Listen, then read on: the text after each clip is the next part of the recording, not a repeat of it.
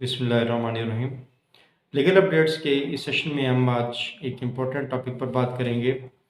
आजकल बहुत सारे दोस्तों की कॉल्स आ रही हैं और बाय फेस जो मुलाकात के लिए आ रहे हैं क्लाइंट्स और डिस्कशन में आ रही हैं, और ख़ास तौर पे वो बैंकर्स जो हमारे दोस्त बैंकों से मुंसलिक हैं और बैंक में लेन देन करते हैं और बैंक के कस्टमर हैं, वो बहुत ज़्यादा डिस्टर्ब हैं क्योंकि जो फाइलर थे और अभी एफबीआर की हमेशा की पॉलिसी की तरह होता ये है कि वो दोस्त अब पूछ रहे हैं कि हम तो फाइलर थे, नॉन फाइलर क्यों हो गए, हमारा स्टेटस इनएक्टिव का क्यों आ गया। तो उन तमाम दोस्तों को बताता चलूँ कि ये एफबीआर की एक मुस्तकिल पॉलिसी का हिस्सा है कि ऐसे तमाम एफबीआर के सारिफिन जो फाइलर होते हैं, ख़ास तौर पे उस ड्यू डेट के बाद जब टैक्स रिटर्न की डेट ख़त्म हो जाती है, उस डेट के बाद जो फाइलर होते हैं पिछले साल का एटीएल सरचार्ज भरने के बिना पर वो टैक्स रिटर्न फाइल करते हैं और एक्टिव हो जाते हैं। तो ऐसे दोस्त हमेशा 28 फरवरी को, इस साल 29 फरवरी आ गया तो 29 फरवरी को इनएक्टिव हो गए। रकम मार्च को जैसे जब वो बैंकिंग में गए अपने ट्रांजेक्शन के लिए, तो वहाँ पर उनका एफबीआर के अगेंस्ट जो उनका स्टेटस था वो इनएक्टिव का फाइलर का आ रहा था। तो वो डेफिनेटली बैंक ने तो अपनी पॉलिसी के मुताबिक नॉन फाइलर को 0.6% जो है वो टैक्स डिडक्शन करनी थी, वो कर ली। जैसे उनके पैसे कटे तो उन्हें पता लगा कि हम तो नॉन फाइलर हो गए हैं। अब इसमें जो है वो बहुत सारी जगहों पे हमारे जो टैक्स कंसल्टेंट है वो कम्युनिकेट भी करते हैं, एफबीआर की तरफ से भी कम्युनिकेशंस होती हैं, लेकिन क्योंकि ऐसा साल में एक दफ़ा होता है तो लोग भूल जाते हैं। और कुछ लोग दानिस्ता तौर पे भी इस चीज़ को नहीं बताते अपने क्लाइंट्स को। तो ऐसा नहीं करना चाहिए। हमारे जो टैक्स कंसल्टेंट दोस्त हैं उनको कम्युनिकेट करना चाहिए ताकि किसी भी किस्म की परेशानी से इंसान बच सके। और ख़ुद भी एम्बेरसिंग सिचुएशन होती है कि जब क्लाइंट कहता है जी आपने मुझे नहीं बताया, तो हमेशा की तरह वो क्लाइंट तो इनएक्टिव हो गए।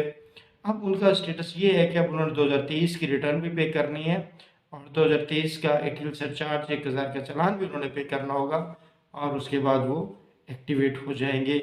और इसी तरह से जब अभी 24 की रिटर्न का जो ड्यू डेट आ जाएगी वो जुलाई से ऑनवर्ड की सितंबर तक नॉर्मल टाइम होगा, और उसके बाद जो अपना grace period some time extend कर देती है एफबीआर की तरफ से, डेट एक्सटेंशन आ जाती है। लेकिन अमूमी तौर पे रुझान जो पहले जिस तरह से था कि डेट एक्सटेंड होती ही चली जाती थी, तो अब इस जो रुझान है उसकी हौसला अफजाई की जा रही है एफबीआर के ऑफिशियल्स की तरफ से कि जब एक काम ड्यू करना ही है, अब हमने जो 700 की तफसीलात हैं, अपनी जो हमारी इनकम है, अखराजात हैं और तमाम के तमाम जो चीज़ें हमने देनी है वो 30 जून तक की देनी है। वो जुलाई में भी हो सकती हैं, वो अगस्त में भी हो सकती हैं, वो 30 सितंबर तक जो वो नॉर्मली 3 माह का ये टाइम है, इस टाइम के अंदर जो अपनी रिटर्न सबमिट करा लेनी चाहिए। लेकिन एज ए नेशन हमारा जो लिथार्जिक एटीट्यूड है उसकी वजह से ये होता है कि हमारे पास जो क्लाइंट्स हैं उनका फ़ोन आना शुरू हो जाता है, जी वो डेट कब बढ़ेगी, कब बढ़ेगी, कब बढ़ेगी। भाई बढ़ने से क्या होगा?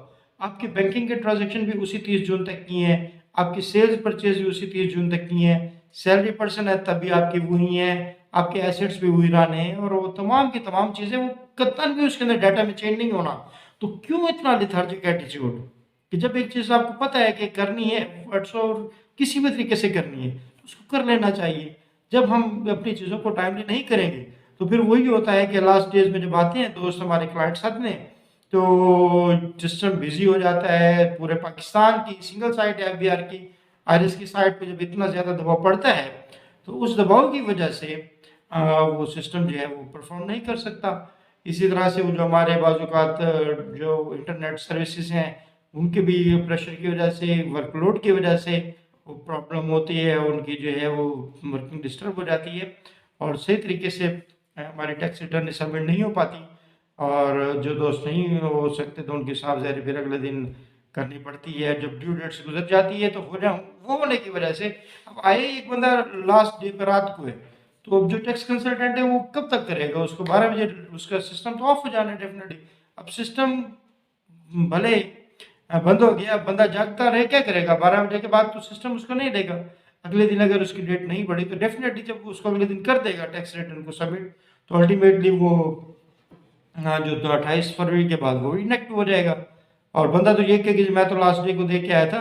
तो ये एटीट्यूड भी समटाइम जो है वो किसी न किसी नेग्लिजेंस का बायस बन जाता है, किसी न किसी जो है वो इस तरह के जो सिचुएशन फेस करनी पड़ जाती है।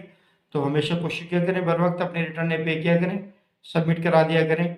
और दूसरा ये है कि ये जो हमारे इनएक्टिव होने वाले दोस्त हैं, अब उन्होंने 1000 का चालान भी पे करना है और उसके साथ साथ उन्होंने अपनी 2023 की रिटर्न भी सबमिट करानी है और उसके बाद अपनी जो ट्रांजैक्शन करेंगे तो वही उनको एटीएल एक्टिव आ रहा होगा। एक्टिव टैक्स पेयर लिस्ट पर उनका नाम एक्टिव आने की वजह से उनकी 0.6% जो डिडक्शन होती है, जो बाय लॉ हमारे 50,000 से ज़्यादा अमाउंट की डिडक्शन अपने जो विथड्रॉ कराने पर 0.6% की डिडक्शन होती है, वो फाइलर को नहीं होती। तो अपने कीमती पैसे को सेव करने के लिए अपने टैक्स कंसल्टेंट से मशवरा करें और फौरी तौर पर अपना एक्टिव ट्रस्ट स्टेटस का बहाल कराएं और एक कौम जिम्मेदारी का सबूत दें। अल्लाह हाफिज़।